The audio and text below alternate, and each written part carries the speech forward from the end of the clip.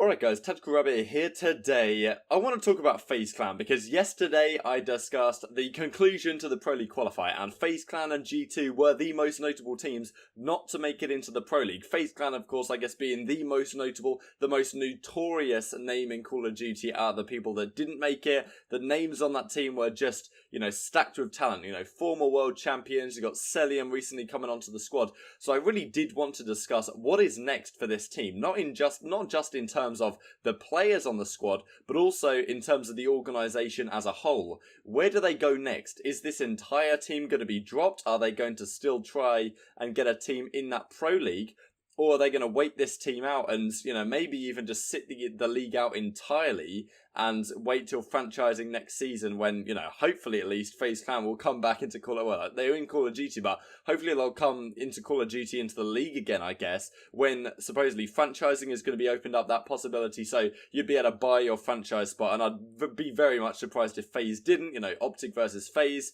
There's been such a storied matchup over time. FaZe Clan, one of the most successful organizations ever in Call of Duty history, one of the most famous, put it that way. So for them to not be in the league this season for, as far as I'm aware, the first time ever, is a big shock, and whether they will act quickly to get themselves a league team is a possibility. So we'll have to see how that goes over the next week, but I wanted to discuss those kind of ideas today. So if you enjoy, subscribe if you are new as always. Thanks for 7,500 subscribers, and yes, I was meant to do this show with 1v1 Media last night, but Brody's internet was messing up, so that's been delayed to next week, so I'll mention it again when the time comes. So yeah, hope you guys enjoy as always, and I'm sure you'll leave your thoughts down in the comment section below. Yesterday's video had a lot of great thoughts on FaZe Clan, so we will go through it today. Firstly, let's have a look at their run. So, wasn't looking good at the Pro League qualifier by any means. They managed to beat Team Sweden, but that was really when they were under the cosh, put it that way. Their first match was against FaZe Black. They 3-0 wiped them,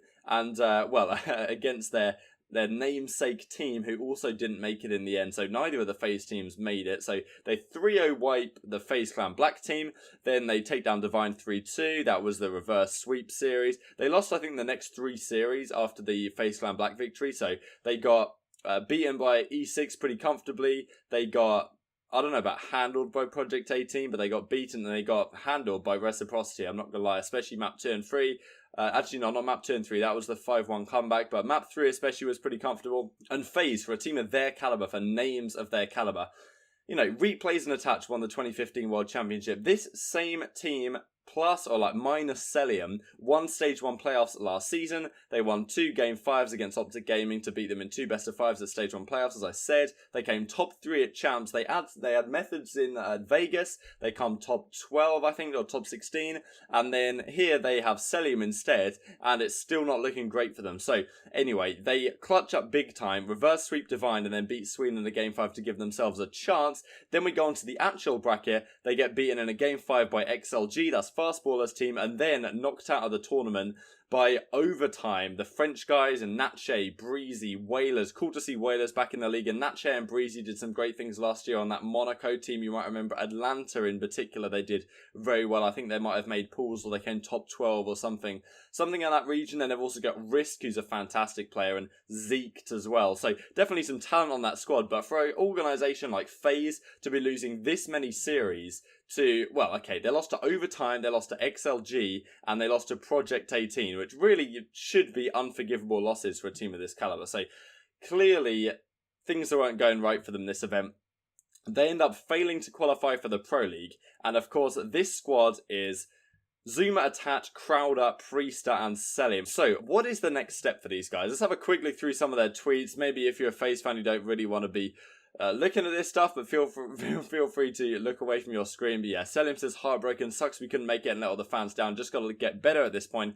Zooma says heartbroken, losing full now to regain. Attach reckons GG's overtime today, our hard point was amazing, but we couldn't win anything else. Sorry to all the FaZe and my supporters for a difficult start to the season. Wish we could have figured out our issues sooner. One of the issues that he may well be leaning towards is the role issues, where Crowder was using the Sorg, going double neg every map, and then Priestahh was the one on the ICR. Priestahh arguably the most talented player on that team, or at least the best, most proven player, you could maybe say. I guess Zooma's probably there, but, with Cellium potentially more talented, but Priestahh in recent times can do it all with any weapon.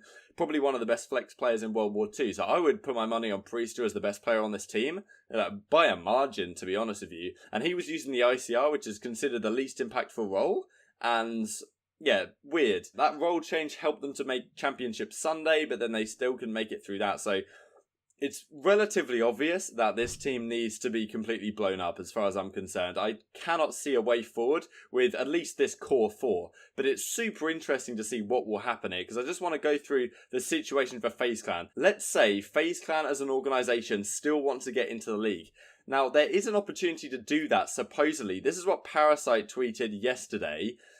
This is very interesting. I couldn't find anything about this in the Pro League handbook. Maybe I missed something. I'll link it down in the description box below if you guys want to have a look through it. But, he gets asked, is it true that FaZe can buy a team in the league and just replace the whole roster with the current FaZe guys? Interesting question. Parasite says, Orgs lock is in 7 days. So unless they buy a team off lower tier Orgs, then they won't be able to be in this season. Also, they wouldn't be able to do that until March. Let's say Midnight wants to drop their entire roster. They couldn't until March.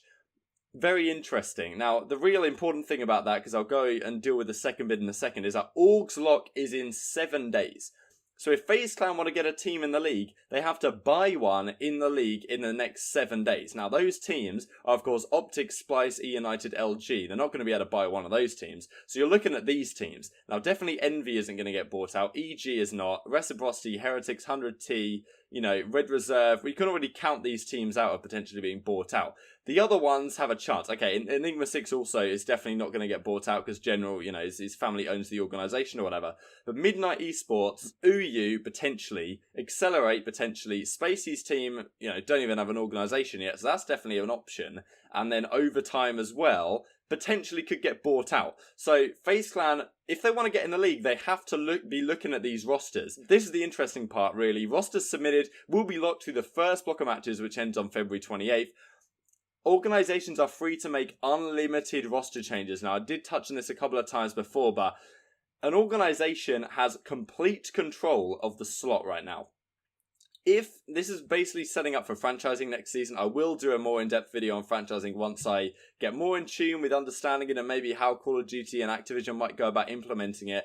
But look, the organisations this season already entirely control the spot. If they want to drop all 5 of you, I'm pretty sure they can.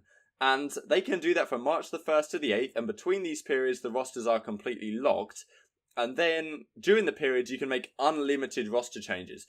So one option for FaZe, which isn't a very nice option, but it's an option nonetheless, it does seem, unless contracts potentially get in the way. Let's say they say, okay, Midnight Esports, or Overtime, or anyone really, or EU per se, because FaZe apparently pay these guys ridiculous money. These guys on FaZe right now, people saying they've been collecting salary with friends for years. Zooma supposedly on 20k a month is what the CoD burner said a little bit ago. So yeah, I'm just going to put that out there. They've got so much money in the bank. If they decide, okay, we're going to pick up Midnight Esports, and the Midnight guys are like, yo, we get a chance to play on FaZe, like they bump our salaries up or whatever. And then a month in or so, they decide, okay, Envoy, you're playing pretty good. Llama, you're playing pretty good. The rest of you 3 guys, off you go. You're out the squad. And we're going to bring back Zooma, Priestahh, and Cellium or something like that. And then Replays comes in as coach, That's an option for FaZe, it does seem right now. And if they wanted to, potentially they could even drop the entire team if they bought this squad out. Now, of course, contracts get in the way. Maybe Envoy and the guys, if they've got brains on them, they'll be like, can we have somewhere in our contract that you can't just drop us after a month or, something like that. That's what I'd be doing if these teams were approaching me. Because as I say, they have like 6 days left. These big organizations, say a FaZe want to get in the league, say Fnatic, a Cloud9, a Liquid, some of the organizations of that caliber want to come into the league, they have 6 days to pull it off. And it would be a good idea, I think, to, dip your toe in the water before franchising next season to try and get a team prepared before franchising inevitably comes in next season. 100 Thieves have got a squad this season. Next season, I'm sure they'll have a franchise team, which means that, okay, they can set things up. They can get a squad looking as good as they like rather than coming into the league next season completely fresh and having to deal with the struggles that 100 Thieves have dealt with so far. So that's one option for FaZe Clan. Another potential option is that they just don't come back into the league at all. Is that realistic to suggest? If they don't, then I guess they're going to keep these players And what do they even do? I don't see these players particularly wanting to compete in the amateur side of things, because it's really not worth it in terms of the monetary category. I will do another video on the amateur circuit and how, okay, yes, there's $375,000 of prize pool, but for most people that's just not worth it by any means at all, and seems to not have had as much thought as maybe could have had. And okay, maybe for the North American amateurs it's not too bad, but for the European, like the UK and the APAC region, it's very bad indeed. So I do want to cover that in another video, because it's not good at all for my home region, put it that way, and it's even worse for the guys in Australia as far as I understand it. So there's big concerns around that for me right now. But regardless, these talents are surely going to get poached, right? Crowder will deal with first of all, because he didn't have a good event by his standards by any means. He was good in World War II at times. There was definitely calls for him to be dropped. The guys on the team definitely, got along with him and liked him. He clutched up when it matters. Remember that 1v3 against Optic at Stage 1. At Champs as well, he was going off with the bar in the real clutch moments. He was a phenomenal search and destroy player. You remember those maps he had on St. Marie where he just was making unbelievable, like 2 million IQ plays. But you have to consider that his stats were not good at all this event.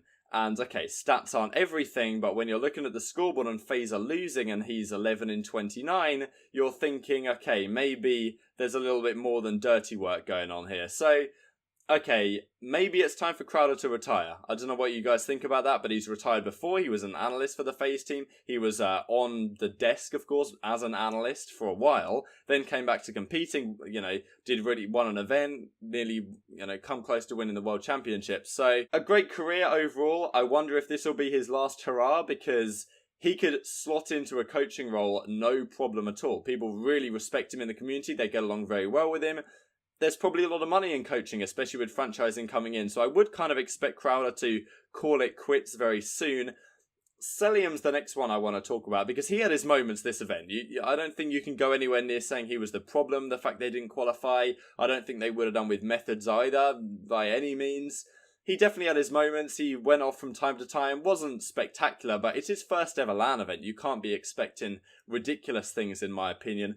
Whether he'll get picked up by a Pro League team immediately is an interesting one. Of course, Pro League teams can only pick up players from the start of March, so he would have to either wait a month or he can become a substitute on one of the topper teams. But, if you're a guy like Cellium, if you're a guy like Priestahh, do you really want to be a substitute for a squad like 100 Thieves? Maybe you think you have a chance of breaking in if they, for 100 Thieves, there's a pretty good chance they're going to make a roster change. So maybe you take the gamble and say, okay, I'll be a substitute for this team. Hopefully they make a roster change and I'm the guy they pick up. But what if they improve drastically and you're sitting there on the sidelines basically doing nothing, not really proving yourself anymore? So it's definitely a risk-reward deciding to be a substitute. Cellium should be talented enough to get that opportunity or get picked up by a team that's struggling. When we look through the league teams, someone like a Luminosity, they could decide, okay, it's time to part ways with Slacked or Classic or someone like that and bring in a Simp or a Cellium, more young talent. But there are not really too many other teams that I can see wanting to make roster changes like that. And, when we look at this G2 and Pittsburgh Knights squad as well, like, where are these guys going to fit in? Some of them could be substitutes maybe, but finding slots on Pro League teams for these players is not easy at all, especially because some of them looked really rather good. 100 Thieves looked much better towards the end of the weekend. Definitely on the radar for a roster change. I can see EG potentially making a roster change down the line as well. Envy were looking much better. Like right now, there's not a lot of these teams have a roster change on their radar. So even finding a space for any of these guys, especially the FaZe Clan guys, is going to be very tough indeed. Zooma is such a storied SMG player, like one of the most aggressive SMG players, one of the best players really we've ever had in Call of Duty maybe. He's definitely up there in contention as far as SMGs go. He's very well known for his superb aggression, and he's been hard carrying at times. This event he was relatively decent as well, but where does he slot in, man? It's super hard to say. I wouldn't be surprised if FaZe Clan just decided to leave these guys behind. Find your own route. You failed us in not qualifying, and we're going to go get another team, and maybe we'll get you back on the squad. Because FaZe does seem to be a bit of a brothers club, if you know what I mean. It's more like a lifestyle thing. So people are meant to have like certain personalities and things to be on the FaZe squad. I definitely think you see that with Attach. He's been on a FaZe for so long now. The fact that he would be leaving the squad seems very strange to me, but who really knows? It's so tough to call right now what will happen to these players because they're easily talented enough to get picked up by a league team, but is there a league team that's willing to make a change like that? And will Crowder retire? Will they come in as a substitute? I think Priestahh and Cellium should find slots on Pro League teams, but Zooma and Attach, the long-time duo, surely they're going to have to consider splitting up. Will they finally leave FaZe Clan? Will FaZe Clan actually get a Pro League team and decide, okay, we're going to pick some of these guys on this squad back up? Or will they completely switch around what their goal is and just say that, yo, you guys are not good enough anymore. It didn't work out towards the end. I doubt it somehow. I think there's an element of FaZe Clan. They really like to hold on to players for a long time. And I'm sure the owners and guys like that really get along with Zooma Attach, especially. And I don't think they're going to be eager to let these guys go at any short notice. But if they don't, they can't get a Pro League team for the season. So I'm actually mind blown what's going to happen right now. I will cover whatever development occurs over the next few days, but I wanted to just say this kind of a discussion point, just to see what you guys think about the FaZe Clan situation. What the hell would you do if you owned FaZe right now? Would you drop the whole squad? Would you go get a Pro League team and try and mix things up? Or would you just hold on to these guys, try and do something in the amateur season? But, you know, if you try and hold on to these guys, you're not going to get a spot in the Pro League, which surely is the last thing on your mind, right? I cannot really see a world in which FaZe Clan isn't in the Pro League. I'd be surprised if they didn't go and try and buy out a squad like Midnight, because I don't know how big Midnight Esports is as an organisation, but I'm sure they can't match the money that FaZe Clan would potentially offer for a team that went 6-0 in pools after all, even though it was just over a 4-day period in January. So who knows how good they'll be when they actually get to the league. And if they do turn out to not be that good over the course of the next month, with the Pro League starting on February the 4th, then maybe you get some of the old FaZe Clan guys back. But yeah, that's my thoughts on this. Definitely an interesting scenario. FaZe Clan failed to qualify for the Pro League. Will they get their wallet out and buy a spot that their team failed to deliver for them? So anyway, hope you guys enjoyed. Like if you did, subscribe if you are new as always. Thank you guys so much for watching, and I'll see you next time.